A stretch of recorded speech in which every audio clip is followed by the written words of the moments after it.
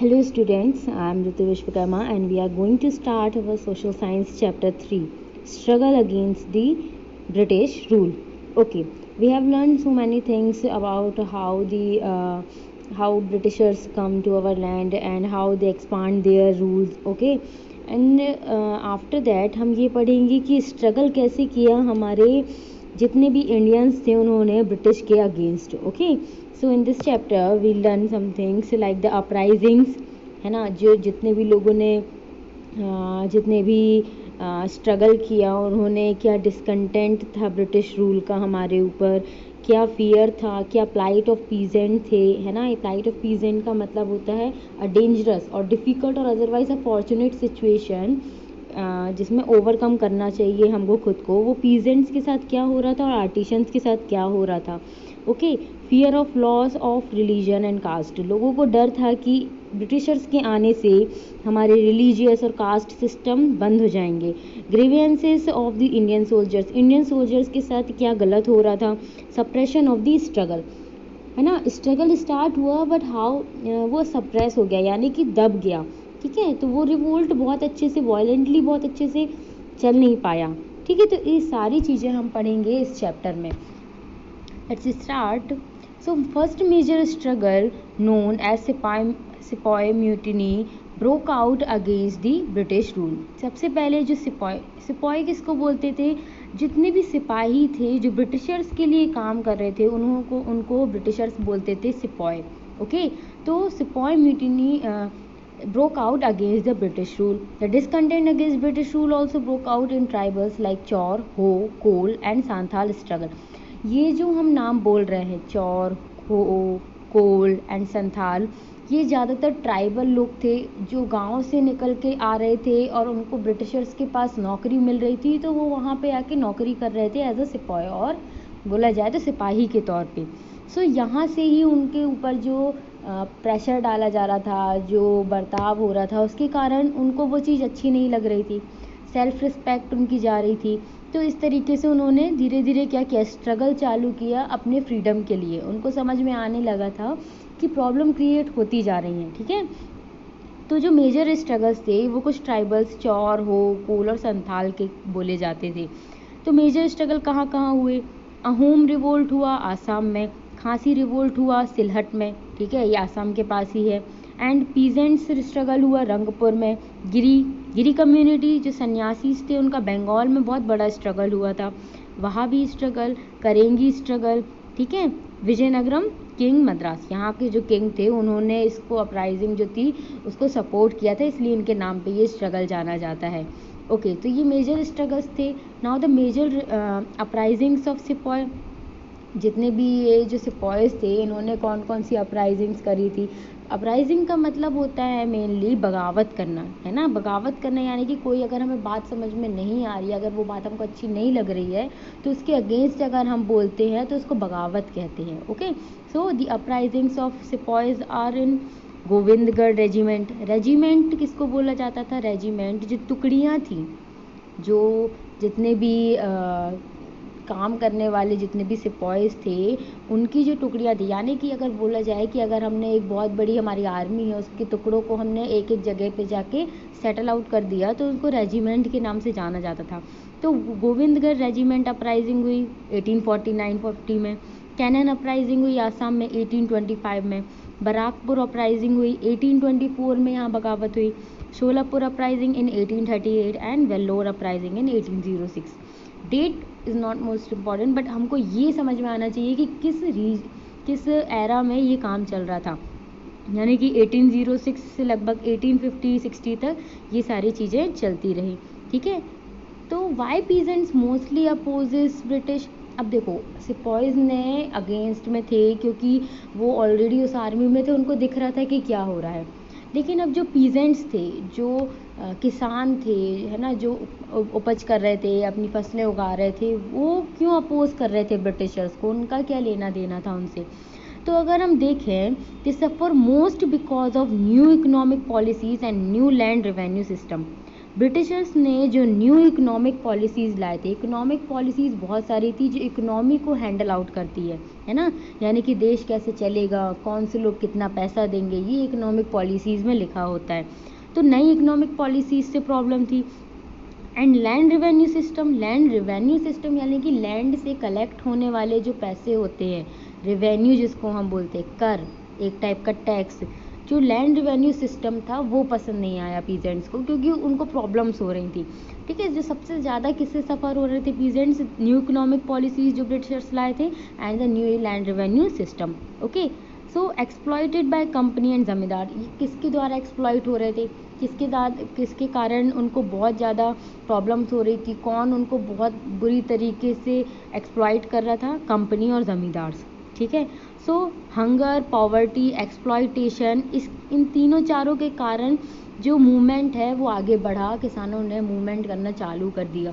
ठीक है, उन्होंने रिवोल्ट्स करे, उन्होंने अपनी बगावत करना शुरू कर दी।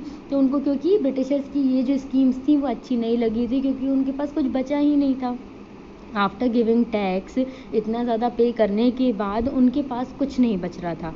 ठीक है, so the chief aim of the movement, इन मूवमेंट्स का चीफ एम क्या था, यानी कि उनका ऑब्जेक्टिव क्या था, वो उन्होंने ये जो अपराइजिंग्स थी, ये मूवमेंट्स थे, ये चालू ही क्यों करे, ये आंदोलन, मूवमेंट यानी कि आंदोलन चालू क्यों करे। गेट रिड ऑफ एक्सप्लॉइटेशन, सबसे पहले तो जो उनका एक्सप्लॉइटेशन हो रहा था उससे उनको क्या करना था, अपने आप को बचाना था।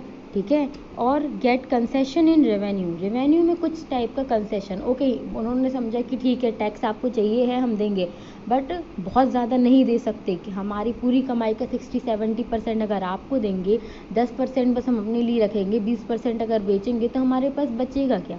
ठीक है, तो इस तरीके से उनको कुछ कंसेशन चाहिए था रेवेन्यू में। और एक्सप्लॉइटेशन, यानी कि एक्सप्लॉइटेशन का मतलब होता है ऐसा ट्रीटमेंट करना जो अच्छा नहीं होता किसी के साथ, है ना, अपने बेनिफिट के लिए आप किसी को मार रहे हो कि तुम काम करो, this is called exploitation. Okay, तो एक्सप्लॉइटेशन से बचना था। एंड कंसेशन चाहिए था उनको रेवेन्यू में, टैक्स देना जो था उनका, रेवेन्यू जो कलेक्ट हो रहा था वो कम कलेक्ट हो, वो यही बस चाह रहे थे। तो दो एम बस थे, get rid of exploitation and get concession in revenue. So major revolt centres कहाँ पे थे, पीजेंट्स कहाँ से रिवोल्ट कर रहे थे, ईस्ट बंगाल, सबसे ज़्यादा खेती होती थी उस टाइम पे, गुजरात, महाराष्ट्र एंड मद्रास, ये मेनली जगह थी जहाँ पीजेंट्स क्या कर रहे थे, अपने आंदोलन या फिर मूवमेंट्स कर रहे थे। ठीक है, तो पहली जो बगावत हुई, पहली जो हमने सिपाही म्यूटिनी की अब आपसे बात करी थी, जो पहली बगावत हुई, जो फर्स्ट अपराइजिंग थी was sannyasis uprisings. Okay, after 1770 famine in Bengal ruined the economic condition, 1770 का जो फेमाइन है ना, फेमाइन यानी कि क्या, जो बहुत बड़ी बीमारी जब फैल जाती है बहुत बड़ी जगह पे, जैसे जो अभी का टाइम अगर हम देखें, जो कोरोना है वो बहुत ज़्यादा फैल गया, यानी कि वो एक टाइप का क्या है, फेमाइन है। ठीक है, तो फेमाइन जब 1770 में फेमाइन आया, ठीक है, उसने पूरी तरीके से बंगाल को क्या कर दिया, रूंड कर दिया, पूरी तरीके से ख़त्म कर दिया। तो इस तरीके से क्या हुआ, इकोनॉमिक कंडीशन बिगड़ गई। इकोनॉमिक कंडीशन बिगड़ने के बाद जो ब्रिटिश गवर्नमेंट थी, अब वो क्या करेगी, वो कहीं ना कहीं से तो पैसे कलेक्ट करेगी। तो पैसे वो कैसे ले रही थी, इकोनॉमिक लूट, बैन कर रही थी रिलीजियस प्लेसेस को। ठीक है, तो ये कौन को ख़त्म कर रहा था, पीस जो था, जो शांति मिल रही थी सन्यासियों को, उन्होंने भंग कर दी। किसने, ब्रिटिशर्स ने। उन्होंने चीज़ों को चुराना शुरू कर दिया, उन्होंने रिलीजियस प्लेसेस को बंद कर दिया। तो इससे किसको प्रॉब्लम हुई, उन पंडितों को, वो जो सन्यासी थे उनको। ठीक है, तो ये सन्यासी जो बहुत ज़्यादा पीस में रहने वाले थे वो रिबेलियन बन चुके थे, दुश्मन बन गए थे। मतलब इतना ज़्यादा शांति में रहने वाले जो सन्यासी थे, उनका दिमाग ऐसा हो गया था कि उनको गुस्सा आने के कारण वो बहुत ज़्यादा कैसे हो गए थे, रिबेल टाइप के हो गए थे। So they got people support, उनको पीपल्स का सपोर्ट मिला। उन्होंने फैक्ट्रीज़ में अटैक किया, कॉलोनीज़ में अटैक किया, जो कंपनी के फोर्ट थे उनमें अटैक किया। Okay, so Warren Hastings efforts control this uprising. तो अपराइजिंग जो हुई सन्यासी की पीपल्स के सपोर्ट से, लेकिन वॉरेन हेस्टिंग जो था, जो गवर्नर जनरल था ईस्ट इंडिया कंपनी का, उसने क्या किया, इस अपराइजिंग को कंट्रोल कर लिया। उसने ये सब चीज़ें बढ़ने नहीं दी। ठीक है, उसने इधर उधर से अपने सिपाहीज़ को भेज के, अपनी चीज़ों को लगा के, उसने क्या किया, इन सब चीज़ों को कंट्रोल कर लिया। ठीक है, तो ये था सन्यासी अपराइजिंग। इसके बारे में बंकिम चंद्र चट्टोपाध्याय की जो बुक है आनंद मठ, इसमें बताया गया है। ठीक है, किसकी बुक है? बंकिम चंद्र चट्टोपाध्याय, जिन्होंने सन्यासी अपराइजिंग के बारे में आनंद मठ नाम की बुक में मेंशन किया है। सो सन्यासी अपराइजिंग सबसे ज़्यादा कहाँ चल रही थी? गिरी कम्युनिटी की सन्यासी, बंगाल में। ओके, प्लेस हम इतनी मेंशन कर रहे हैं कि आपको पता चले कि इंडिया में कहाँ क्या हो रहा था। ओके, नेक्स्ट अपराइजिंग इज चौर अपराइजिंग। अब ये जो ट्राइब्स थे ये मिदनापुर डिस्ट्रिक्ट के आर्मी मैन थे। ठीक है, ये जो चौर ट्राइबल्स थे मिदनापुर डिस्ट्रिक्ट में, इन्होंने क्या करा था? ये वहाँ पे जाके उन्होंने आर्म्स इकट्ठे कर ली थी, यानी कि लड़ाई छेड़ दी थी ब्रिटिशर्स के अगेंस्ट। ठीक है, because of immense financial crisis and increase in land revenue and famine revenue increase होना, फाइनेंशियल क्राइसिस होने के कारण ये बहुत गुस्से में आ गए थे। उन्होंने क्या किया? मिदनापुर डिस्ट्रिक्ट में किसके ऊपर अटैक कर दिया? ब्रिटिश के ऊपर। So rulers of Dalbhumi, Kailpal, Dhautka and Barabhumi join hands to wage revolts against British in 1768। 1768 में जितने भी कैलपाल, ढोटाका, बाराभूमि, ये सारे लोग थे जो रूलर्स थे वहाँ के, उन्होंने इस रिवोल्ट में साथ दिया ब्रिटिशर्स के अगेंस्ट आर्म्स इकट्ठे करने का। Okay, this region remain disturbed till 18th century. 18th century तक ये जो पूरा एरिया था, ठीक है, ये वाला एरिया बंगाल का, ये पूरी तरीके से डिस्टर्ब रहा। ठीक है, यानी कि पूरे टाइम लड़ाई झगड़ा, ब्रिटिशर्स के अगेंस्ट कुछ करना, ब्रिटिशर्स ने इधर पे कुछ किया, तो इस तरीके से मुठभेड़ चलती रही 18वीं सदी तक। ठीक है, देन होमुंडा अपराइजिंग। होमुंडा अपराइजिंग बहुत ही मतलब थोड़ा सा फेमस है। ये जो छोटे छोटे जनजाति थी, जनजाति यानी कि अगर बोला जाए ट्राइबल्स थे, ये छोटा नागपुर, सिंह भूमि जैसी जो जगह थी वहाँ पे थे ये। The tribal strongly opposes the expansion of British administration in this region. इस रीजन में सबसे ज़्यादा स्ट्रॉन्ग तरीके से अगेंस्ट जो एक्सपांशन था ब्रिटिश एडमिनिस्ट्रेशन को, उसको स्ट्रॉन्गली तरीके से उनके अपोज किया गया। King Jagannath of Parahar in Bengal supported the rebellion. ये जो रिबेलियन शुरू हुआ था इसको किंग जगन्नाथ ने, जो पाराहार में थे, पाराहार बंगाल के रूलर थे, उन्होंने इस रिबेल को क्या किया? बहुत अच्छे से सपोर्ट दिया। ये बहुत स्ट्रांगली ये रिवोल्ट चला, बट आफ्टर सम टाइम ये सप्रेस हो गया, ये बंद हो गया ब्रिटिशर्स के द्वारा। ठीक है, ऐसे बहुत सारे रिवोल्ट चालू हुए और बाद में ये कंट्रोल हो गए। Now the Kol uprisings. Kol भी जो थे वो पालामू, रांची, सिंह भूमि, हजारीबाग, मानभूमि, ये सब जगह पे रहते थे। तो छोटा नागपुर में इन्होंने क्या किया? इन्होंने यहाँ पे भी हथियार उठा लिए। कोल इन्होंने हथियार क्यों उठाए? बात ये थी कि Kols land were given to Muslim and Sikh peasant. Kols की जो लैंड थी वो किसको दे दी जा रही थी? मुस्लिम और सिख पीजेंट्स को दे दी जा रही थी। लैंड मैनेजमेंट सिस्टम खराब था, वे ऑफ रेवेन्यू कलेक्शन खराब था, मर्चेंट सिस्टम उनको पसंद नहीं आया। तो इस वजह से कोल जो थे उन्होंने क्या करा? हथियार उठा लिए। About 150 tribals including their leaders Budho Bhagat and his son were killed in this revolt. ये भी बहुत ज़्यादा फेमस रिवोल्ट था, बहुत अच्छा फेमस अपराइजिंग थी, बिकॉज जो सिस्टम था कोल्स को वो पसंद नहीं आया। उनकी ज़मीनें सिख और मुस्लिम पीजेंट्स यानी किसानों को दे दी जा रही थी। लैंड मैनेजमेंट अच्छा नहीं था ब्रिटिशर्स का, जो लैंड मैनेज कर रहे थे कि तुम इतना बस रखो, बाकी सा इसको दे दो। ठीक है, रेवेन्यू कलेक्शन बहुत ज़्यादा था, कुछ नहीं बच रहा था पीजेंट्स के पास। मर्चेंट सिस्टम यानी कि पूरी की पूरी खेती की जो फसल है वो अगर कोई ख़रीद रहा है तो वो बहुत कम दामों में ख़रीदता था और ज़्यादा दामों में मार्केट में बेच देता था, तो इससे पीजेंट्स बहुत ज़्यादा प्रॉब्लम में आ जाते थे। सो इस पूरे रिवोल्ट में 150 ट्राइबल्स के साथ जो बूधो भगत जो लीडर था इस रिवोल्ट का और उसका जो बेटा था वो भी मारे गए थे, यानी कि इसमें बहुत लोगों की जान गई थी। Okay, next is Santhal uprising. Santhal uprising, the area between Bhagalpur and Rajmahal was known as Damin i को। Santhals dominated area. संथाल कहाँ रहते थे? भागलपुर और राजमहल के बीच में जो एरिया था, ये जो ट्राइबल्स थे संथाल, ये इसके बीच में रहते थे, इसको बोला जाता था दमन ए को। ठीक है, इन्होंने लैंड रेवेन्यू ऑफिशियल्स का अपोज किया, जो लैंड रेवेन्यू कलेक्ट करते थे उन ऑफिशियल्स को ये बहुत अगेंस्ट थे, उनके ऊपर पूरी तरीके से अपोजिट थे, उनके ऊपर आर्म्स छोड़ देते थे, उनका कभी भी सपोर्ट नहीं करते थे। ओके, उनको भगा देते थे वहाँ से। The flag of revolt was led by Santhal leaders Sido and Kanhu. बहुत ही स्ट्रॉन्ग लीडर्स थे ये SIDO and Kuno.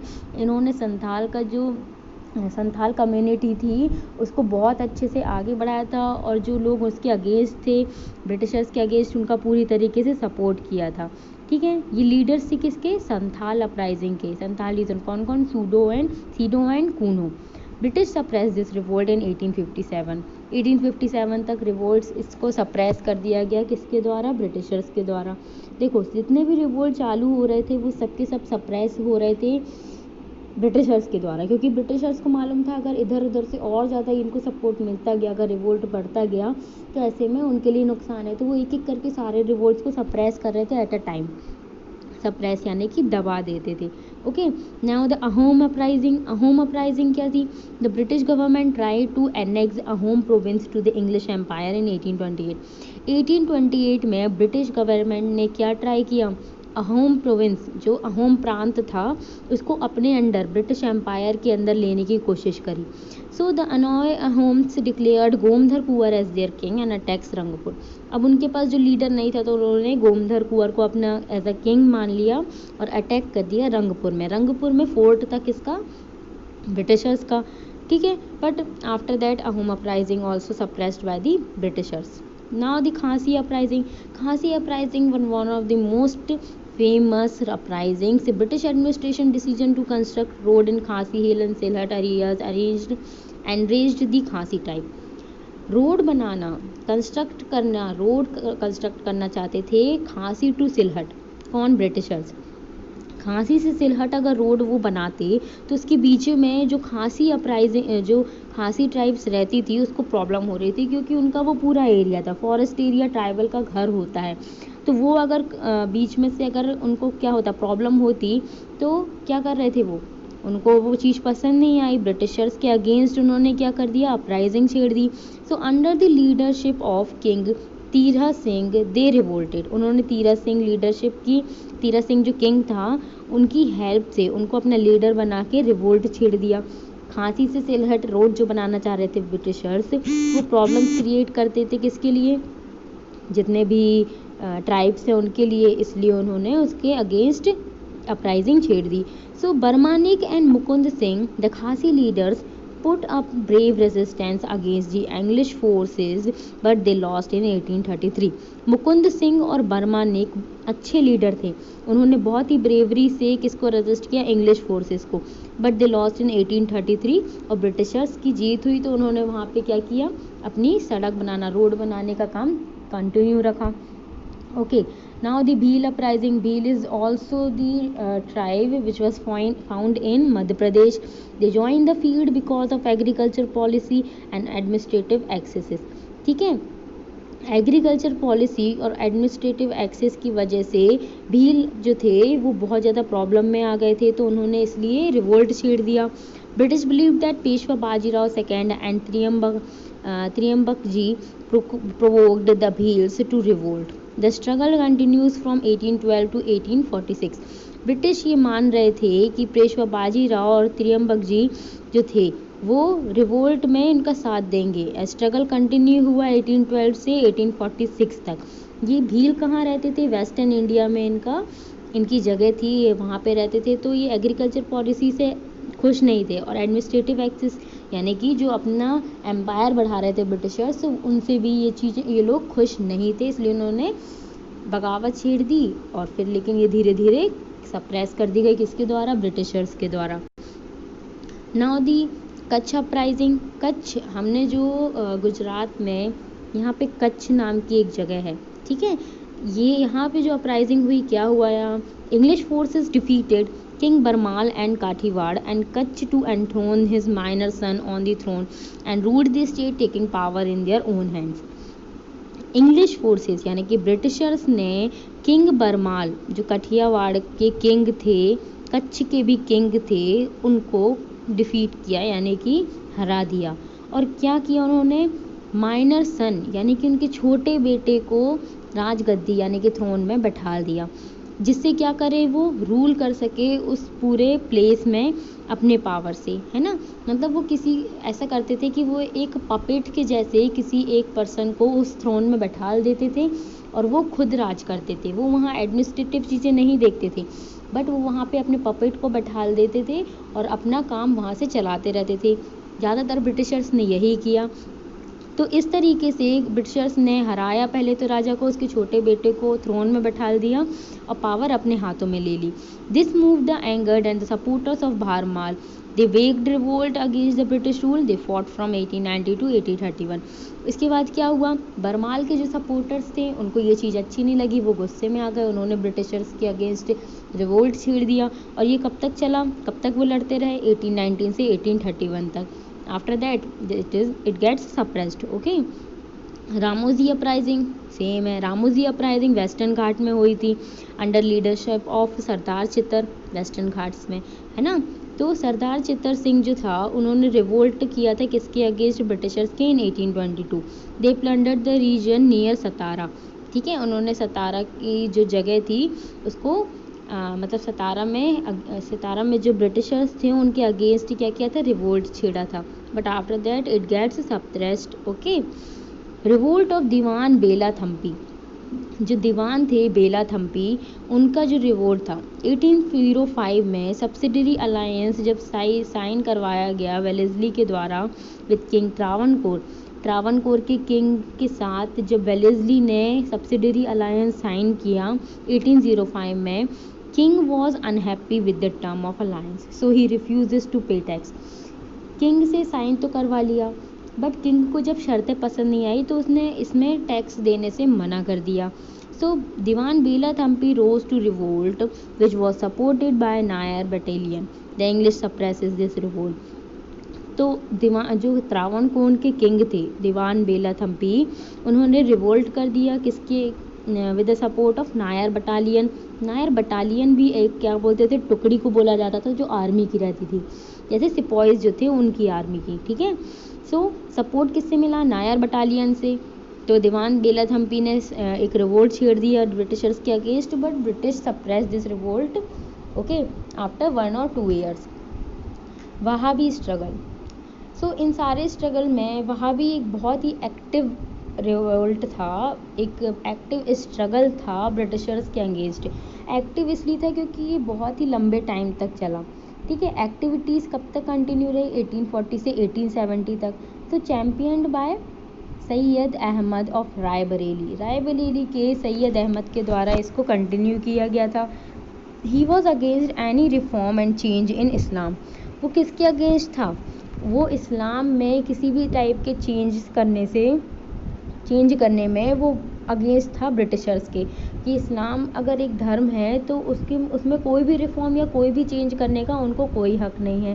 So Syed Ahmad launches revolt against Sikh rule in Punjab. सबसे पहले इन्होंने क्या किया, सैयद अहमद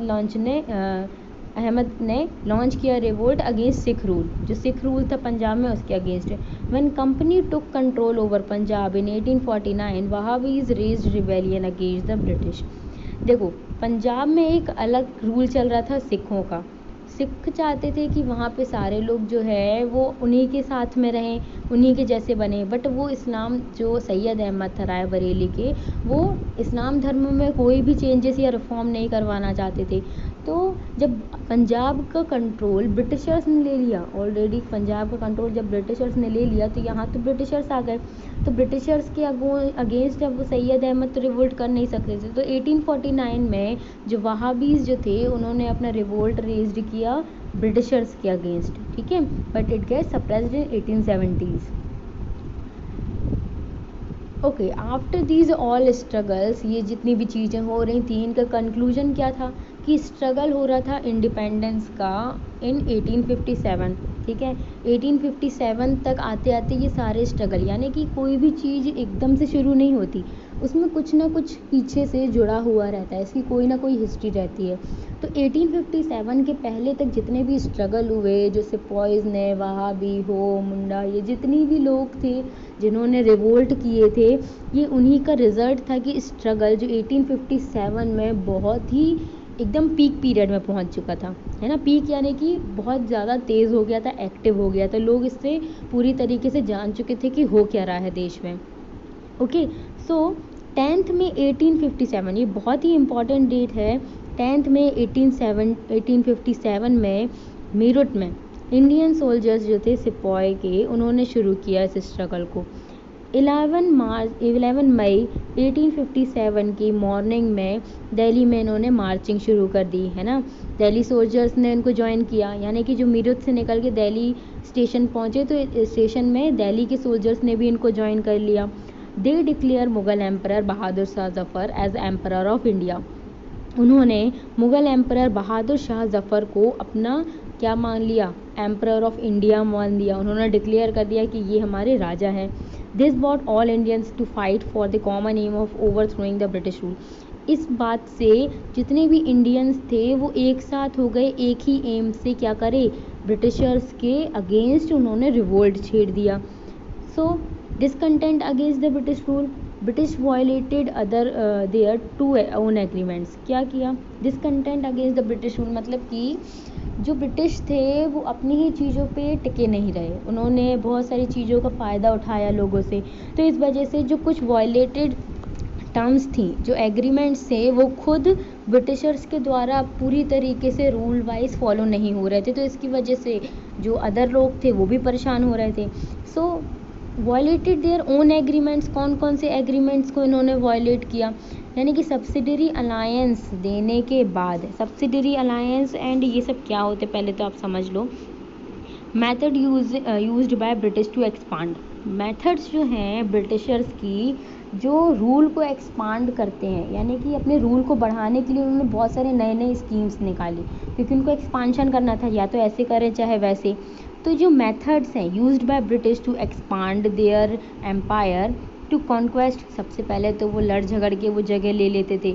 सेकेंडली, अगर वो लड़ झगड़ के नहीं लेते थे, दोनों की पावर सेम रहती थी, ब्रिटिशर्स और जिस जगह पे उनको अपना एरिया बनाना है, तो उसमें वो क्या करते थे, सब्सिडरी अलायंस साइन करवा लेते थे।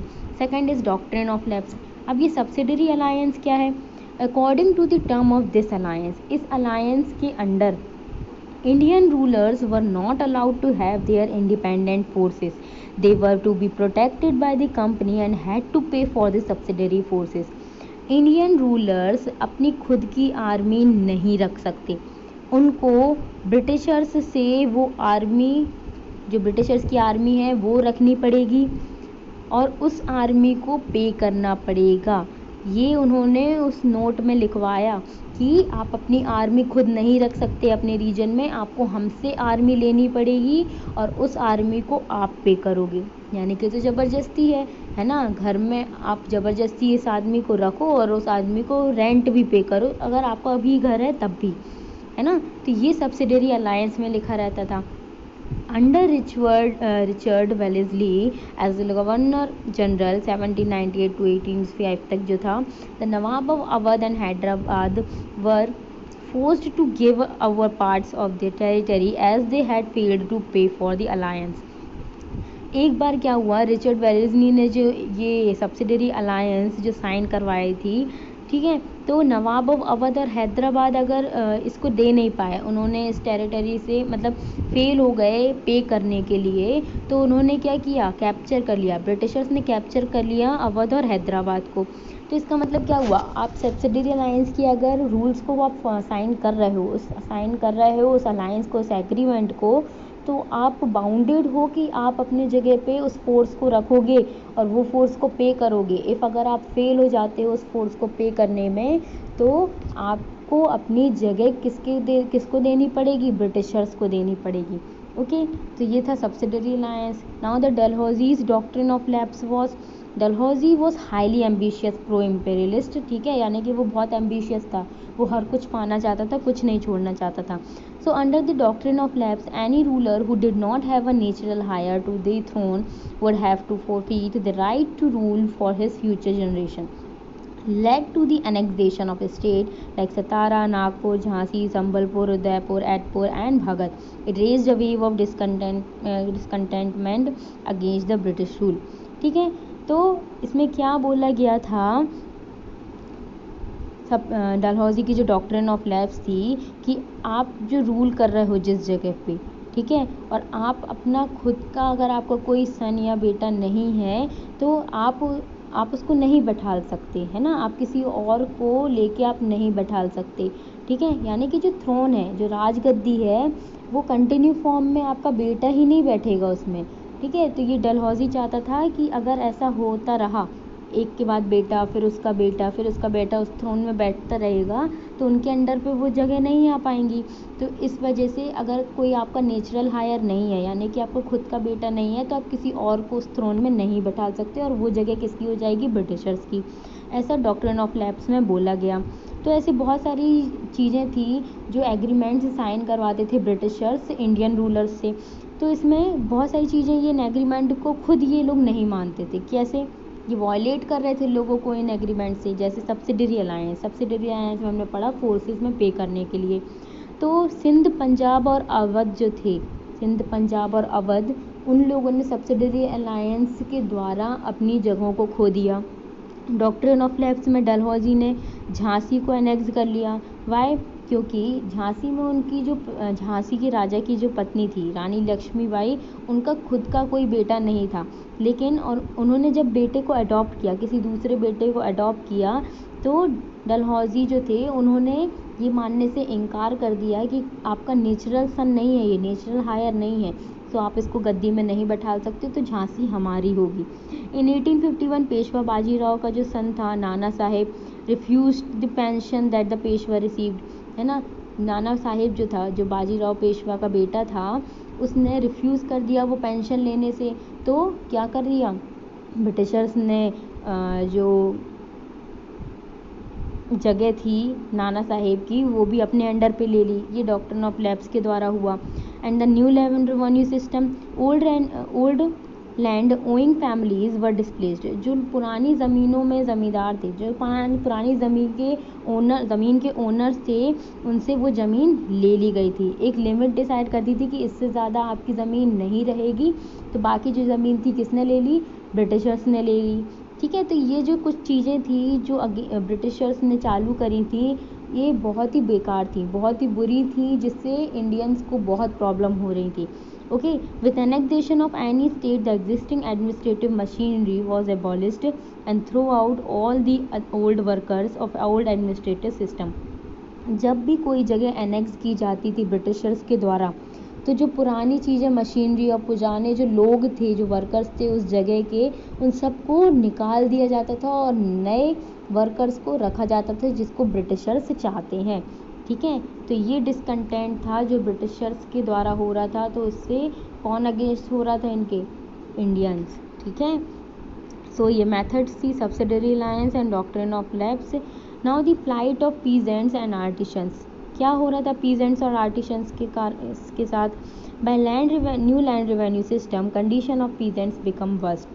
Displacement of old zamindars did not improve the condition of peasants. The old cottage industries of artisans were ruined by them. Revenue demand increase. Land revenue system problem बन गया था, ठीक है। Peasants को इससे बुरी चीज़ें नहीं मिली थी। डिस्प्लेसमेंट ऑफ ओल्ड ज़मींदार्स को हटा दिया गया था, ठीक है। जिससे क्या हो रहा था, जो पीजेंट्स थे उनकी कंडीशन बिगड़ गई थी, क्योंकि नए ज़मींदार ज़्यादा रेवेन्यू कलेक्ट करते थे। कॉटेज इंडस्ट्रीज़ पूरी तरीके से रून हो गई थी। कॉटेज यानी कि छोटी जो कुटीर उद्योग होते हैं उनको कॉटेज इंडस्ट्री बोलते हैं, जो छोटे छोटे मतलब हाथों से बने हुए चीज़ों को उत्पादन करते हैं। बट ये चीज़ें ख़त्म हो गई थी, क्योंकि ब्रिटिशर्स ने मशीनरीज लाना चालू कर दी थी, इंडस्ट्रीज़ खोलना शुरू कर दी थी, तो कॉटेज इंडस्ट्रीज़ धीरे धीरे बंद होने लगी थी। रेवेन्यू डिमांड इंक्रीज़ हो गई थी ज़मींदारों के द्वारा। तो ये किसके साथ हो रहा था, पीजेंट्स और आर्टिशंस के साथ में। Fear of loss of religion and caste, religion और कास्ट के ख़त्म होने का डर हो गया था इंडियंस को। ब्रिटिश की जो पॉलिसीज़ थी, उन्होंने लोगों के अंदर डर पैदा कर दिया था। जैसे कास्ट रूल को इग्नोर करते थे वो, हर एरिया में कास्ट रूल इग्नोर करने के कारण जितने भी लोग थे, मतलब जो लोग कास्ट मानते थे कि कोई अपर कास्ट का है, कोई लोअर कास्ट का है, उनको साथ में रख के एक ही जगह पे काम देते थे ब्रिटिशर्स। तो कास्ट सिस्टम ऐसा अगर चल रहा था, तो इससे इंडियंस को हर्ट हो रहा था। British started European Christian missionaries which declared Hinduism and Islam decried Hinduism and इस्लाम।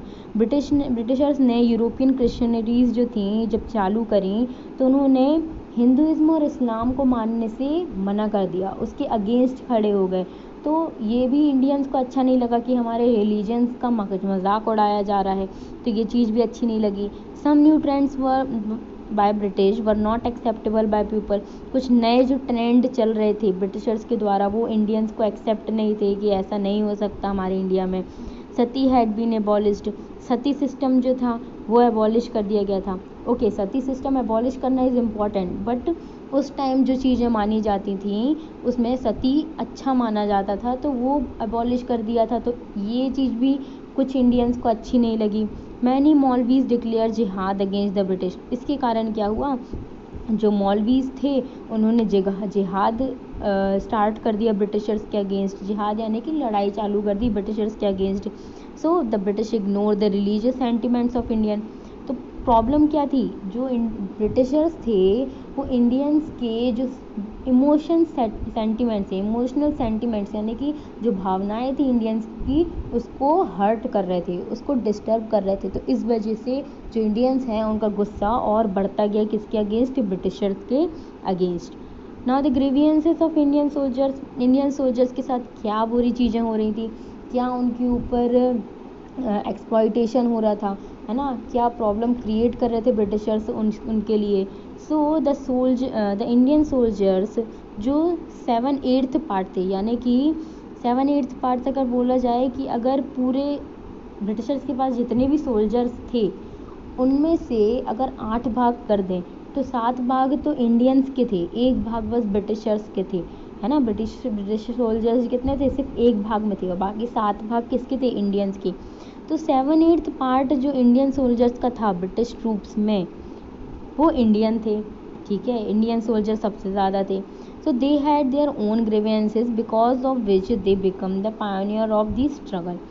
उनके अपने खुद के प्रॉब्लम्स क्रिएट होने लगे थे जिसकी वजह से स्ट्रगल चालू हो गया। सोल्जर्स ही क्यों बनना था इंडियंस को, सोल्जर्स ने ही रिवोल्ट क्यों छेड़ दिया। सबसे पहले salary differences between Indians and European soldiers.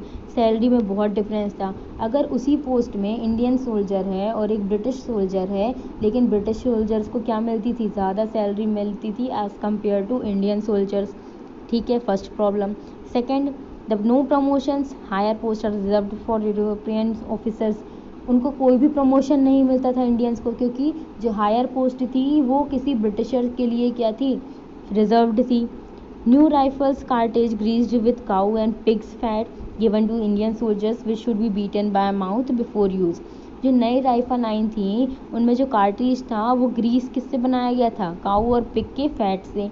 और उस कार्टेज का जब उसमें गोली चढ़ानी रहती थी तो उसको बीट किया जाता था, लेकिन वो माउथ से बीट होता है, यानी कि गोली चलाने के पहले उसको मुंह से निकाल के फेंका जाता था।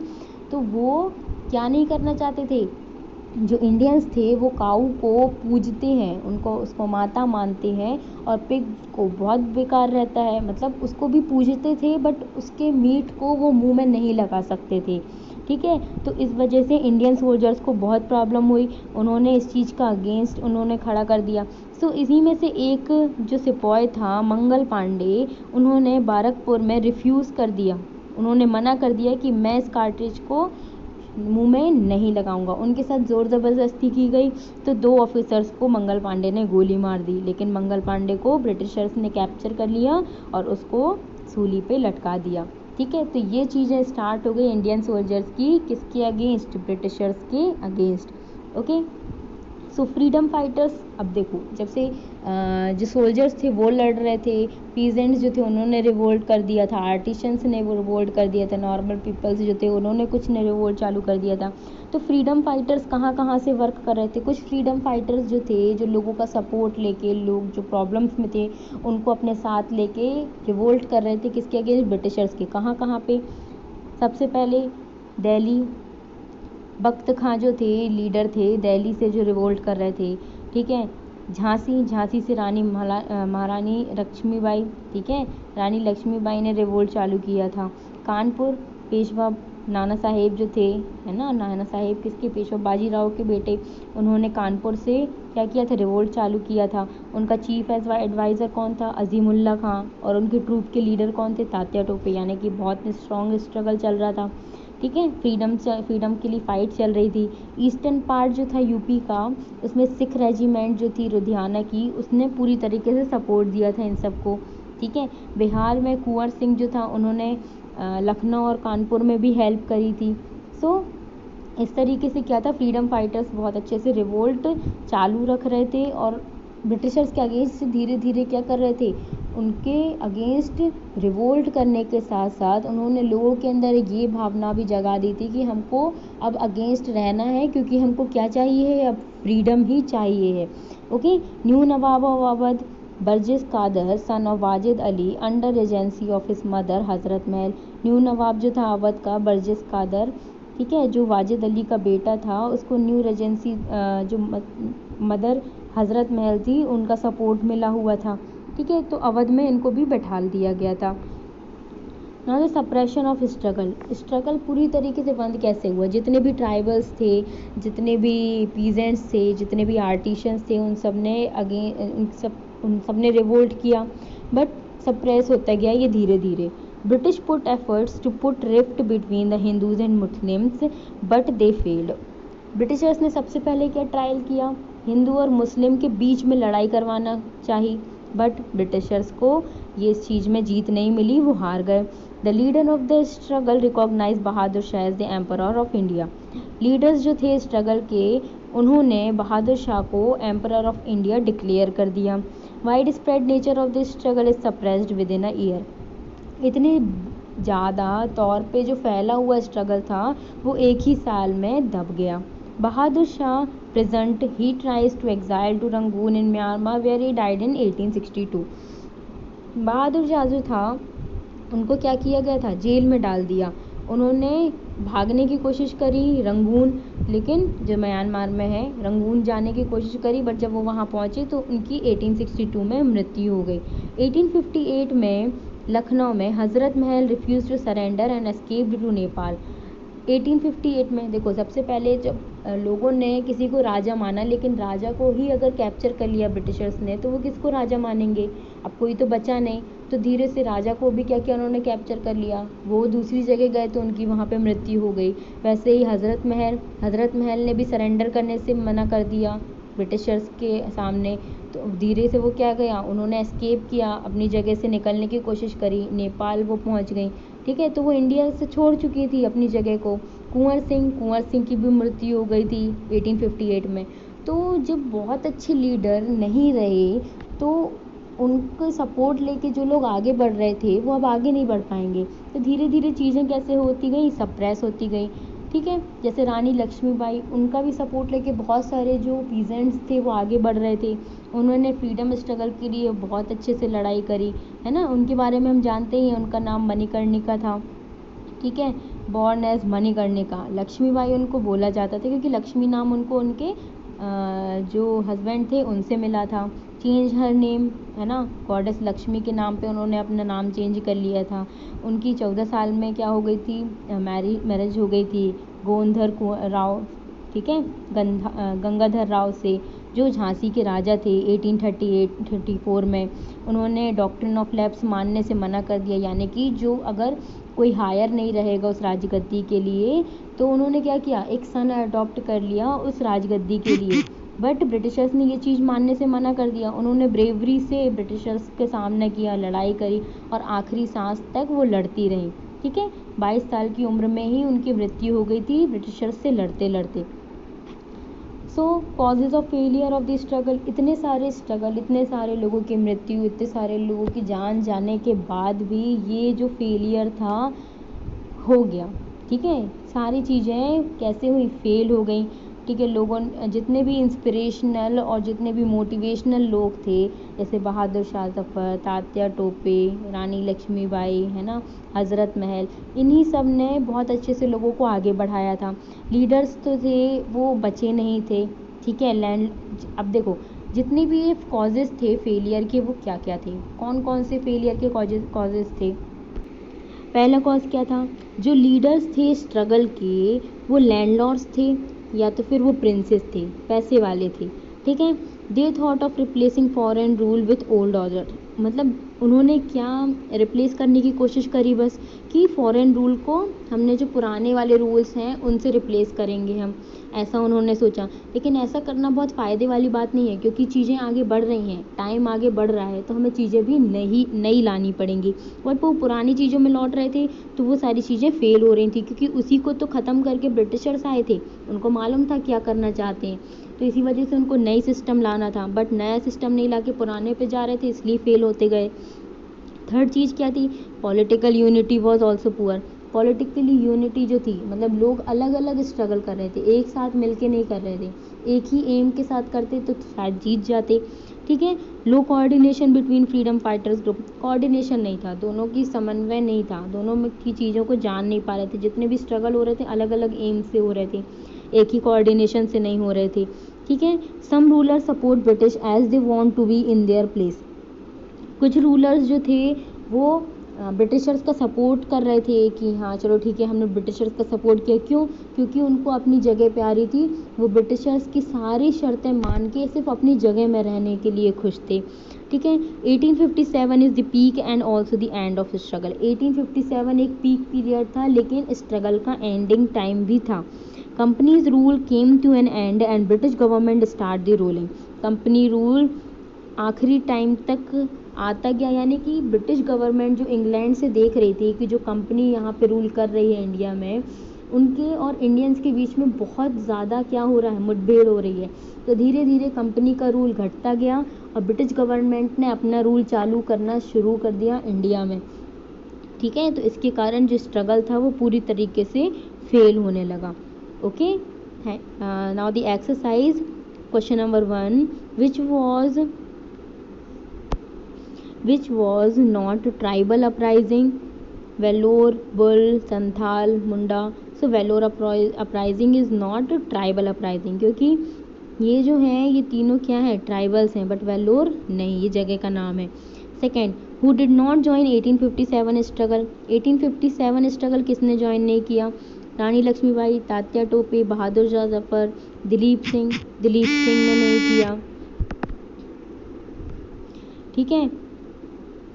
Question number 3, which of the British policy thread bell to revolt, industrial, agriculture, religious, states interference, मतलब कि भील के रिवोल्ट को कौन सी ब्रिटिश पॉलिसी ने चालू किया, एग्रीकल्चर पॉलिसी ने। Okay, now question number 1, short type answer, okay, very short type answer. Which book mentions about sanyasis struggle, Bankim Chandra Chatterjee mentioned the book mention sanyasis uprising in his book Anand Math, है ना। Second, who led the sanyasis uprising, Santhal uprising, Santhal uprising किसने शुरुआत करी, कौन leader था, so Sido and Kuno. Who was the leader of Wahabist uprising, वहाबीस्ट uprising का leader कौन था, सैयद अहमद, जो रायबरेली के थे, ठीक है, उन्होंने वहाँ भी स्ट्रगल चालू किया। Now short answer type question 1, when and where Kol uprising took place, कब और कहाँ से कोल अपराइजिंग चालू हुआ, ठीक है, तो ये हमने समझाया है, सिंह भूमि से 1831 में हुआ।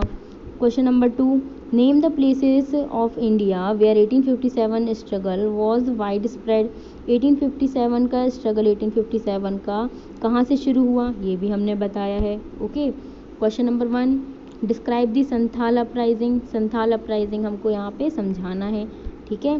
Second, what were the causes of resentment among sepoys, sepoys के अंदर इतना ज़्यादा रिवोल्ट करने का जो जुनून था वो क्यों आ गया था, रिवोल्ट क्यों करना चाहते थे, तो हमने वहाँ पे प्रॉब्लम्स बताई थी, उनको मुंह से खोलना पड़ रहा था जो कार्ट्रिज था, है ना, सैलरीज में डिफरेंसेस था, उनको प्रमोशंस नहीं मिलते थे, ये सारे problems. Okay, now third, what were the major causes of failure of 1857 struggle, 1857 के स्ट्रगल में कौन कौन से कॉजेज थे जो स्ट्रगल को क्या कर दिया था, फेल कर दिया था जिन्होंने, तो ये सारे कॉजेज हैं, ये हमको समझ में आ जाएंगे, जैसे नॉट प्लान्ड, रिवोल्ट प्लान्ड नहीं था, कॉमन ऑब्जेक्ट नहीं था, लीडर्स कॉमन नहीं थे, कोऑर्डिनेशन नहीं था, लोकलाइज्ड नहीं था, अलग अलग जगह पे हो रहे थे, led by some experience and landlords, मतलब कोई एक्सपीरियंस लैंडलॉर्ड वगैरह के मतलब लैंडलॉर्ड्स के द्वारा हो रहा था, लोगों के द्वारा नहीं हो रहा था।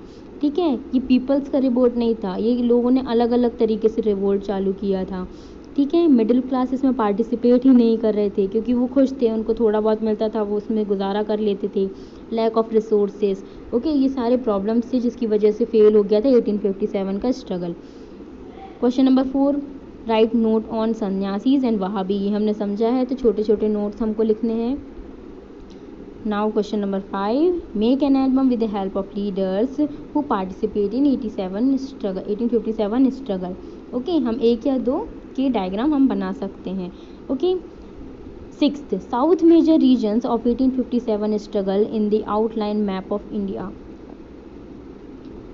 1857 में साउथ के मेजर रीजन्स बताने हैं जहाँ पे रिवोल्ट हुए।